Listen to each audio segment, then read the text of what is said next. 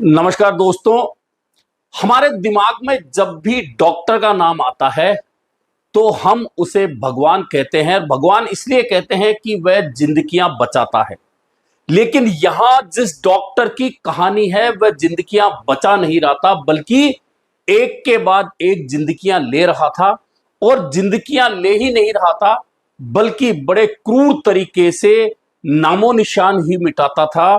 साथ ही उसे मजा आता था लोगों की बॉडी मगरमच्छों को खिलाने में। वह जिनको भी मारता था उनकी बॉडी नहर में फेंक देता था। नहर में मगरमच्छ 2 मिनट में इंसानी बॉडी चट कर जाते थे।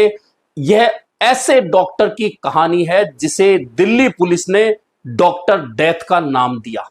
आपने सुना होगा डॉक्टर डैन, जो कर्मा फिल्म में थे।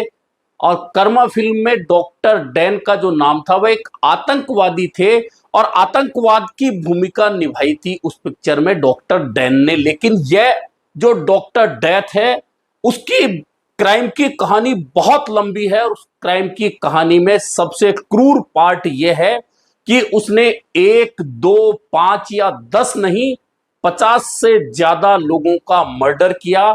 और मर्डर ही नहीं किया बल्कि सबूत मिटाने के लिए उसने जिन जिन को मारा उन्हें ले जाकर और नहर में फेंक दिया, ताकि मगरमच्छ उस बॉडी को खा जाएं और सबूत भी नहीं मिले। ये इस तरह के डॉक्टर डेथ की कहानी है। और ये इतना शातिर था कि पैरोल मिलने के बाद 2 बार फरार हुआ। इस बार तो 2 साल बाद पुलिस को वह मिला, जब बहुत तलाश के बाद बहुत सारी टीमों ने उसकी लोकेशन को ट्रैक करके उसे गिरफ्तार किया है। सबसे मजेदारी वाली बात यह है कि इस डॉक्टर डेथ को 7 मामलों में उम्र कैद और एक हत्या के मामले में फांसी की सजा सुनाई जा चुकी है। और 2023 में इसे पैरोल मिली थी और उस पैरोल का फायदा उठाकर यह फरार हो गया। और यह जहां मिला पुलिस को, वह बड़ा आश्चर्य वाला मामला था कि यह डॉक्टर डेथ जो लोगों को मौत की नींद सुलाता था, वह एक आश्रम में प्रवचन देता हुआ मिला। यानी कि बड़ा जोरदार मामला ये क्राइम का निकला। दरअसल ये मामला है देवेंद्र शर्मा नाम के डॉक्टर डेथ, जिसका नाम पुलिस ने रखा है। देवेंद्र शर्मा 1994 में एक गैस एजेंसी खोलता है। गैस एजेंसी में घाटा लगता है, तो क्योंकि ये आयुर्वेद का डॉक्टर था तो यह अंग प्रत्यर्पण वाले गिरोह से मिल जाता है। और फिर एक नहीं 125 बार गलत तरीके से अंग प्रत्यर्पण यानी कि किडनी ट्रांसप्लांट के सबसे ज्यादा मामलों में यह रहता है। और 1998 से 2004 के बीच में सबसे पहले इसकी क्राइम की फाइल खुलती है। और इन क्राइम की फाइलों में उस पर मुकदमे लगते चले जाते हैं। लेकिन 1998 के बाद यह बिल्कुल बदल जाता है। बदलकर इस बार इसका रूप इतना घिनौना और क्रूर हो जाता है। और उस क्रूर में इसने तरीका क्या ढूंढा? यह तरीका ढूंढता है टैक्सियां बुक करने का। टैक्सी बुक करता और फिर कहीं सुनसान में ले जाकर टैक्सी ड्राइवर की हत्या कर देता। और हत्या करने के बाद उसकी बॉडी उत्तर प्रदेश के कासगंज जिले में एक झील है, हजारा झील, जो मगरमच्छों के लिए मशहूर है। उस झील में बॉडी ले जाकर फेंक देता ताकि मगरमच्छ उस बॉडी को खा जाए और पुलिस के हाथ कोई सबूत नहीं लगे। और एक के बाद एक ऐसे करके इसने लगभग 50 लोगों की हत्या कर दी। और जब भी पुलिस के पकड़ में आता लेकिन सबूत नहीं रहता, इसके बावजूद पुलिस ने इसके पीछे लगातार पूरी ताकत के साथ सबूत जुटाने में समय लगाया। और 7 मामलों में इसे उम्र कैद की सजा हुई। और यह मामले सिर्फ एक जगह के नहीं, हरियाणा, राजस्थान, दिल्ली, उत्तर प्रदेश, अलग अलग प्रदेशों में यह टैक्सी चालकों का मर्डर करता और उनकी लाश को झील में फेंक देता मगरमच्छों को खिलाने के लिए। इस तरह से इसका क्राइम का ग्राफ चलता रहा।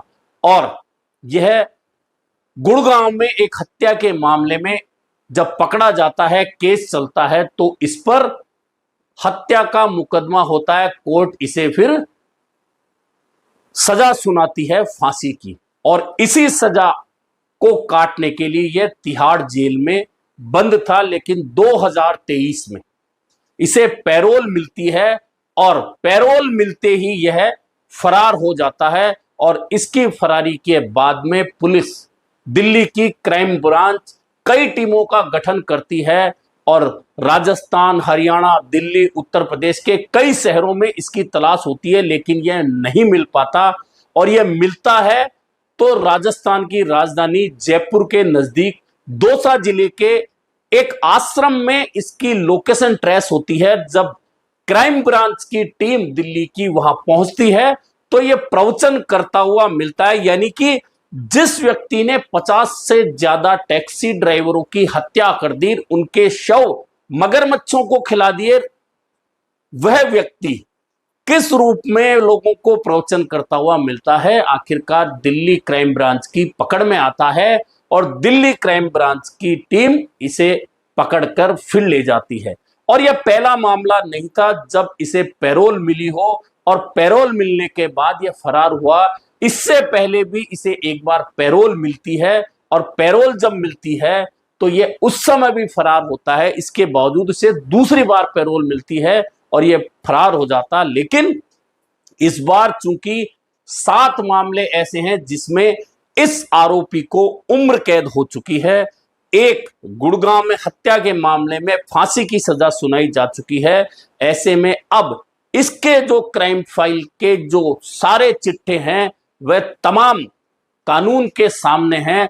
और इस बार शायद यह इसका फरारी का आखिरी चांस रहा हो, और डॉक्टर डेथ जिसने एक के बाद एक 50 से ज्यादा लोगों की हत्याएं कर दी, उन लोगों की हत्याएं कर दी जिनका कोई दोष नहीं था, जिंदगियां छीन ली, अब दिल्ली क्राइम ब्रांच की पकड़ में आ चुका है।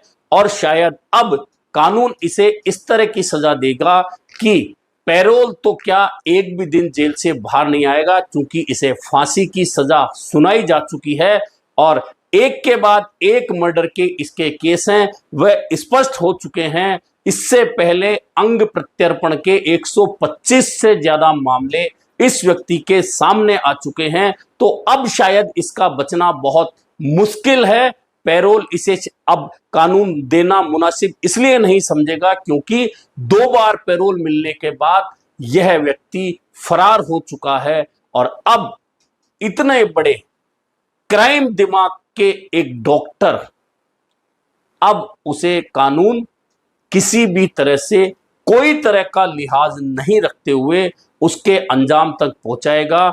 और ऐसे क्रूर हत्यारे को क्या सजा मिल सकती है कानून बेहतर जानता है।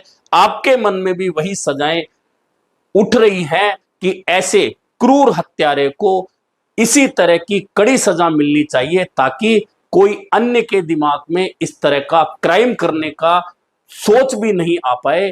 तो यह कहानी है 50 से ज्यादा लोगों को मारकर मगरमच्छों को खिलाने वाले डॉक्टर डेथ यानी कि देवेंद्र शर्मा की, जो जयपुर के नजदीक दौसा जिले में एक आश्रम में प्रवचन करते हुए पकड़ा जाता है। और आप देखिए कि 50 मर्डर करने के बाद भी इसके मन में कोई ग्लानि नहीं होती। ये प्रवचन कर रहा है, यानी कि धर्म की आड़ में खुद को बचाने का प्रयास कर रहा था। लेकिन कानून के हाथ इसीलिए कहते हैं कि बहुत लंबे होते हैं, और कानून के हाथ से कोई नहीं बच पाता। और ये डॉक्टर डेथ यानी कि देवेंद्र शर्मा भी नहीं बच पाया। और दिल्ली क्राइम ब्रांच ने शानदार काम करते हुए 2 साल से पैरोल पर आने के बाद फरारी पर चल रहे डॉक्टर डेथ को अपनी गिरफ्त में ले लिया है। और अब कानून इसे जल्दी ही इसके तमाम इन क्रूर गुनाहों की सजा सुनाएगा, और फिर इसे अपने अंजाम तक कानून पहुंचाएगा। अभी तक इतना ही, फिर मिलेंगे नए मुद्दे पर चर्चा के साथ।